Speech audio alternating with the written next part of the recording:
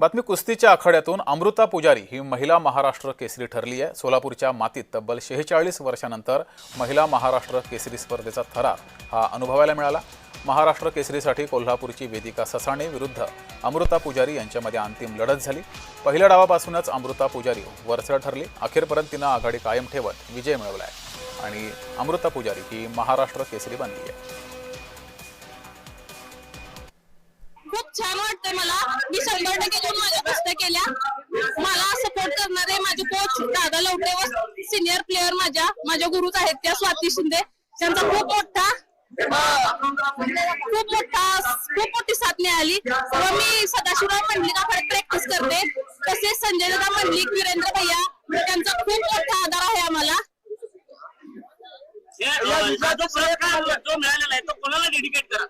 सरांना व माझ्या सिनियर प्लेयर स्वातींना व आई वडिलांना।